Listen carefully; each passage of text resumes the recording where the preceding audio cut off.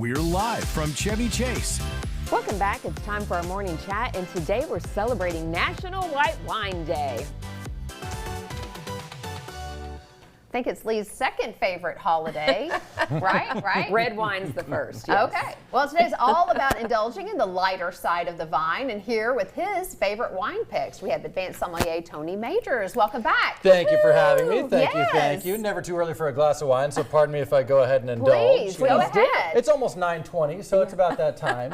you Yes. know, So thank you for having me. Yeah, well, we are always glad to have you back because you educate us. We always Well, learn thank something new when it comes to your visits. And today Absolutely. we're learning about white wines, and you've brought some choices here. So let's just start off with Sure. this one and just go down the line and tell us why you picked it, what you love about it. Yeah, absolutely. So I picked 4 really refreshing styles of white wine. You know, I've been thinking about the weather lately in Lexington. It's been nice and hot, lots Yes. of sunshine. And so for me, that means picking out some wines that are on the refreshing side, a little less of the kind of oaky, big and rich and buttery style of white wine, a little more toward the unoaked, kind of clean, crisp, refreshing styles. So that's what I've got here, and starting with this white Pinot Noir. Now, white Pinot Noir is something that a lot of folks maybe haven't heard of because Pinot Noir is a red grape. Right. But in fact, if you take any red grape that you've ever heard of, whether it's Cabernet Sauvignon, Merlot, Syrah, Pinot Noir, and you squeeze it ever so gently, all that comes out is this beautiful water white color of look at juice that. here. So it almost gorgeous. has no color at all. They ferment that into wine,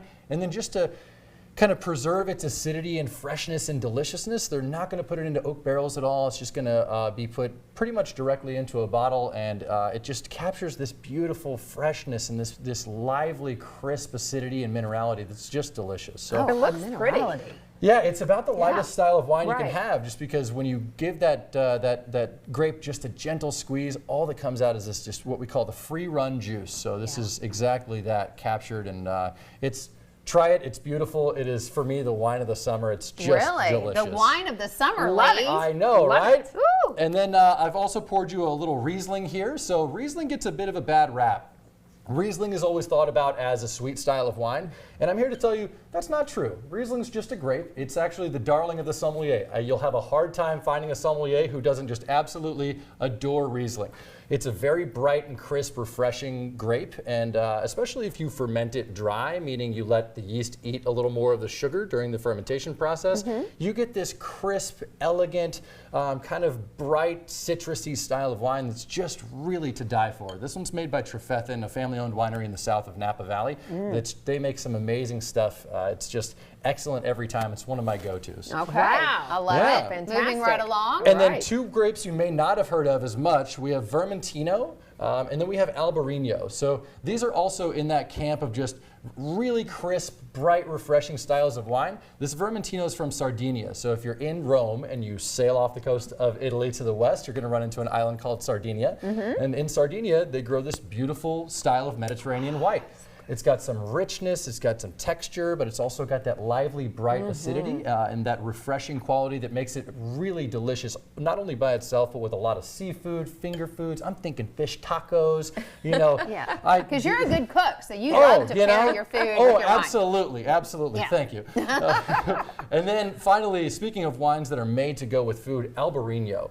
Albarino is a grape that is from the Iberian Peninsula. It's from kind of that Spanish, Portuguese area, especially in northwest Spain. And it's just made to go with all sorts of seafood and just that kind of tapas style cuisine. Very light, very summery, not too serious, not too heavy, not too rich. So these are my picks. I just love that really, you hear me say refreshing and crisp a lot with these wines, and it's just a through line with all of them that makes them all just delicious and perfect for the weather right now, and you know, perfect for the time of year. Well, you know your stuff. Yes. And can we pick thanks. up all of these locally? Yeah, absolutely. I know that most of these are going to be in retail, especially Trefethen. I know I was just at Maletta the other evening, and they pour it by the glass, so an excellent opportunity to try it before you buy it there. But generally, some retail presence on these. They're not huge production wines, so not something that's everywhere, but walk into any of the locally owned wine shops in Lexington, and someone should be able to order them for you if they don't already stock them. Awesome. Awesome. All right. Always great information. Yes. Thank you so much. My and we're going to pleasure. have information for Tony Majors up on the screen. He does amazing wine classes that you need to take.